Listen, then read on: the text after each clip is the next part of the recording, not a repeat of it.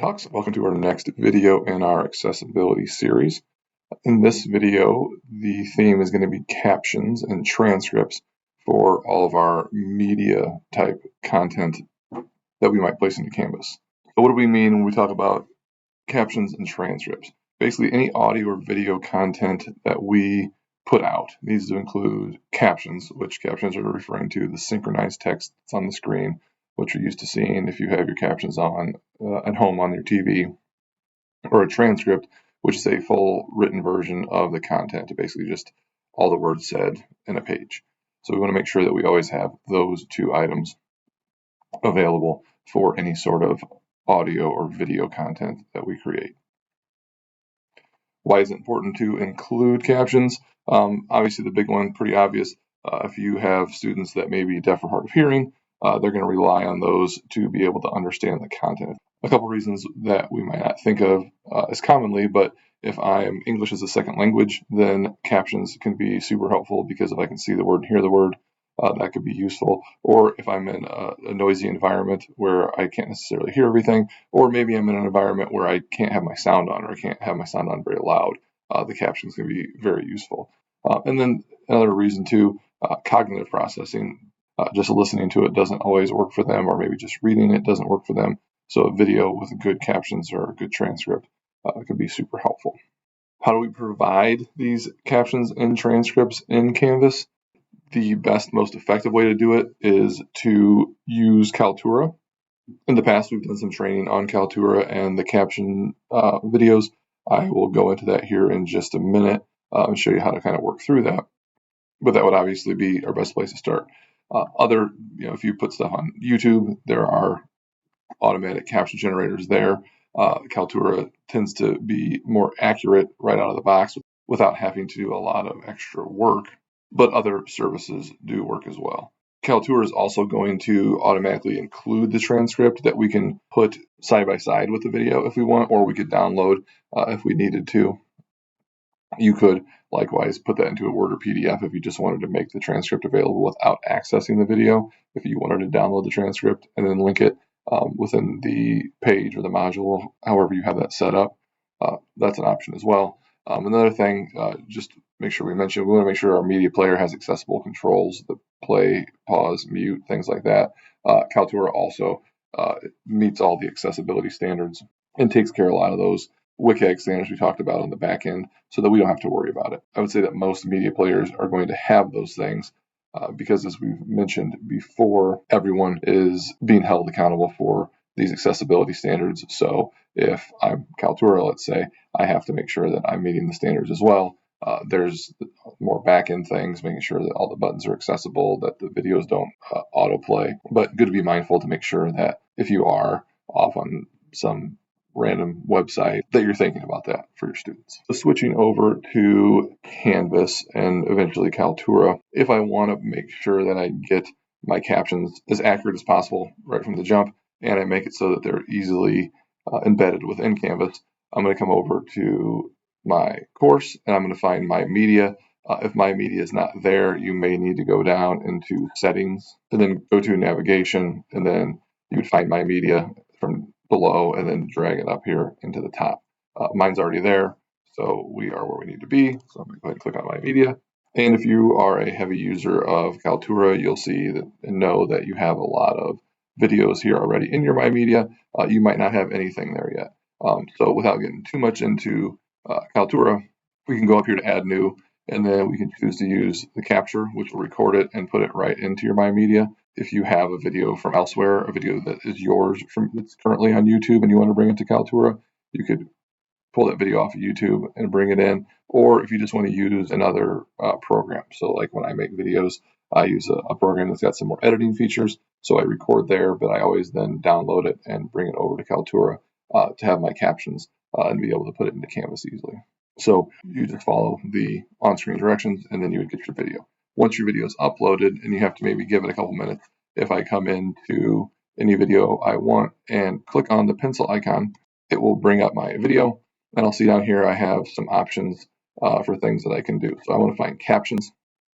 The captions should automatically generate. Again, you might need to give it a little bit of time, but they are usually a relatively quick turnaround. And I'll see down here I have a caption file. It's telling me that right off the bat, 97% accurate, which is pretty good. Probably the errors that are in there. Usually I find that there's some small spelling things, just because maybe I didn't speak clearly enough into the microphone. Sometimes it's mechanics, punctuation, things like that, that you can go through and clean up. Kaltura says usually they're 80+%. If you use a good quality microphone and you make sure that you're speaking clearly enough, then you could see that accuracy go up even more. If I need to edit those captions, though, I can go into Edit Captions, click on the button, and then I will come in to my caption editor, and basically I can start at the top. If I click play, it will just start working its way down through, and then it's a matter of you just listen to the words that are being said and make sure they line up. If you just kind of quick scan through it, you're going to look and say, oh, that looks pretty good. But you realize occasionally there's some words that don't line up right. Some of the formatting needs broke up. One weird thing that Kaltura I noticed a few times, like it doesn't always capitalize I, like when I'm speaking about myself. Again, not going to make or break. The context is still there. But if we're trying to make them as accessible as possible, we want to look at those things. So, depending on the length of the video and the initial accuracy, a video, this one's 8 minutes, started out 97%. If I really went through it with a fine-tooth comb, I'd probably spend somewhere between 15 and 30 minutes on it if I just kind of glanced over and made sure I was getting all the big stuff, making sure all the words matched up, spellings were correct, pick up any clarity errors. I might be able to do it quicker than that. But that's how you would go about working with your captions in Kaltura. When you're done, you would click up on the Save button, and then you would be ready to go. Now, what does this look like when we have the captions on? You have a button down here that you can enable or disable the captions. By default, the captions are always enabled in Kaltura. I can't say that for outside sources. I do have control over what happens in Kaltura, so I have it set up so that captions are always on by default, just to make it easier for students that need them. I have it set up so that the transcript's always available for students that may need that. And I also have it set up so that the player should not autoplay, because that goes within the standards that we're supposed to follow. So what does it look like when we go? Once I click on play, you'll see the captions playing through there at the bottom of the screen. And I can also go up here to transcript. And if I prefer this method, maybe, depending on how I like to do things, maybe I want to turn the captions off and just look at the transcript as I go. I have that as an option. Again, within Kaltura, I can pop this out to be a separate thing if I wanted it to be. I can also bring it back. And then I have ability to download or print the transcript if I needed it for whatever purpose. So those options are all built in. Again, in other players, you'll have a lot of the same options. I can't speak for all those, again, because I don't have control over how those are set up or work. We do with Kaltura, so again, highly recommended that you put your videos in Kaltura once you've created them. Same could even go for a Zoom recording. If you want to pull your Zoom recording off of Zoom and put it into Kaltura to make it easier to find, to caption better, you could do that. Zoom will caption automatically if you turn on the live captions option, which you want to do if you're having a class on Zoom. One other thing I want to make sure that we mention before we get into our wrap-up is a situation that's not going to come up a lot, but in the event that it does, it's important to understand what you should do from an accessibility standpoint. So 1.2.5 in the WCAG standards talks about audio descriptions of pre-recorded materials, basically saying that if it's a visual-only piece of content in a video, it needs its own description.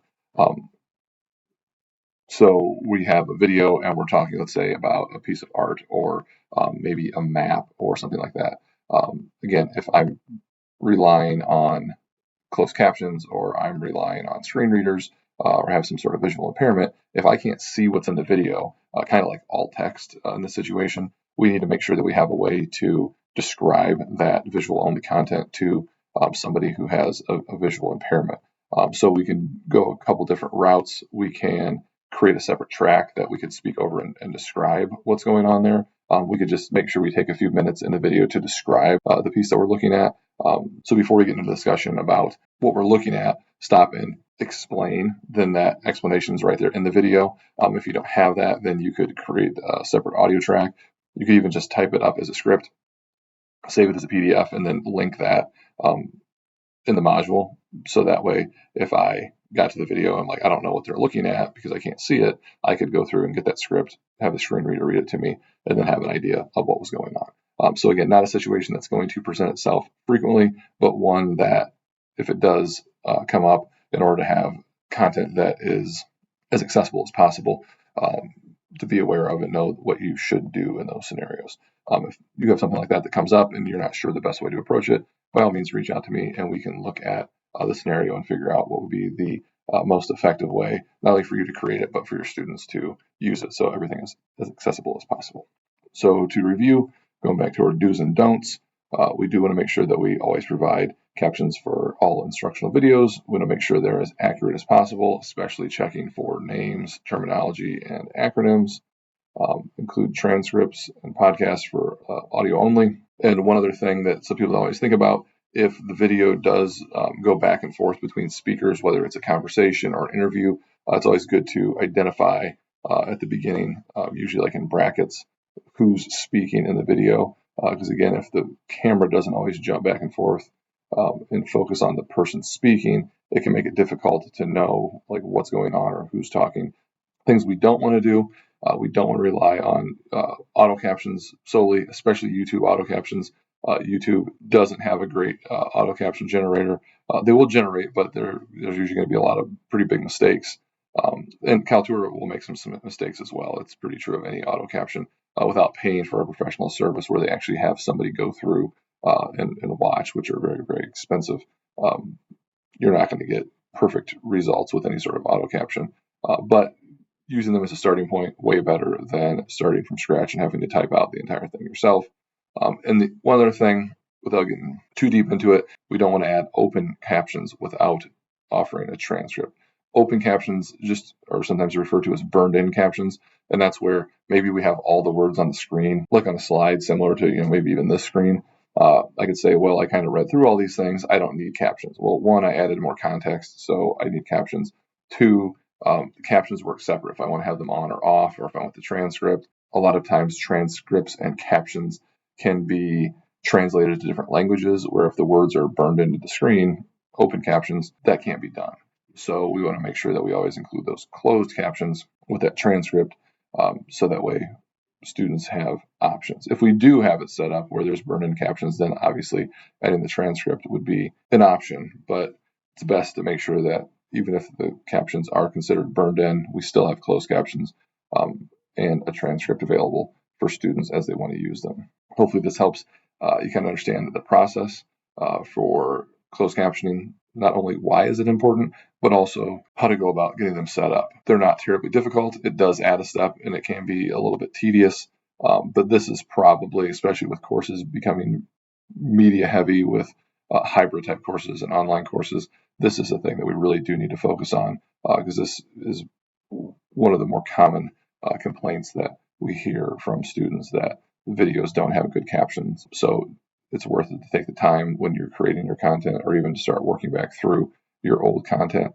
and trying to make sure that the captions exist. Even taking a step, step one of getting all your videos into Kaltura and using those as a starting point is going to put you on a pretty good spot to begin with. And then if you start to work through and check the auto captions and clean them up to the best of your ability, you're going to make your course very accessible for your students.